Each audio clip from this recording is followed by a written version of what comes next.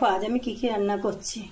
মান কচু সিদ্ধ করে নিয়েছি, জ্যান্ত মাছের ঝোল করব। তাই আমি সাদা জিরা, তেজপাতা আর লঙ্কা ফোড়ন দিয়েছি। দিয়ে আমি এবারে মশলা দিয়ে দেবো। আদা, জিরে আর হলুদ গুঁড়ো, কাঁচা লঙ্কা আমি সব এর মধ্যে ভিজিয়ে রেখে দিয়েছি। যেহেতু আমি ভিজে তরকারিতে দেবো বলে একসাথে দিয়ে দিয়েছি।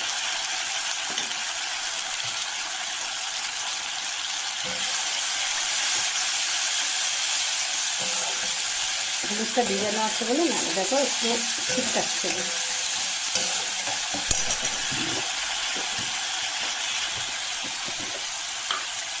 একটু চিনি দিই, আমি এতে কিন্তু কাশ্মীরি লঙ্কা গুঁড়ো দিয়ে দিই।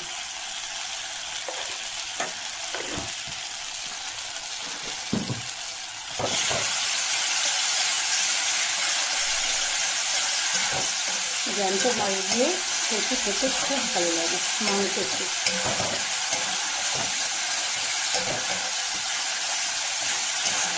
বেশি কষানোর দরকার নেই, আমি এটা দিয়ে করবো। আমি নুন দিয়ে একটু সিদ্ধ করে ফেলে দিয়েছি জলটা। আমি এটাকে কষে রেডি করি।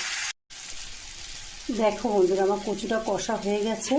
আমি একটু জল গরম করে দিচ্ছি। কচু বলে কথা, কচুকেও বিশ্বাস করতে নেই আর মানুষকেও বিশ্বাস করতে নেই, কখন যে কি কার গলা টিপে ধরে জানা যায় না। ঠিক আছে বন্ধুরা, আমি এবারে এই গরম জলটাই এতে দিয়ে দেবো। আদা, জিরে আর সরি টমেটো পেস্ট করা ছিল আমার ওর সাথে, টমেটো দিয়েছিলাম আমি।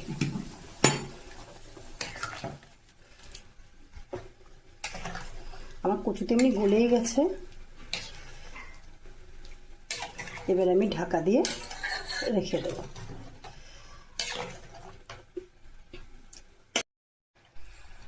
দেখো বন্ধুরা, আমার কচুগুলো সব গলে গেছে।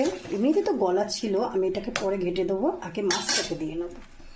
দেখো আমি চারা চারা মাছ নিয়ে এসেছি। চারা মাছ দিয়ে খেতে খুব ভালো লাগে। দেখো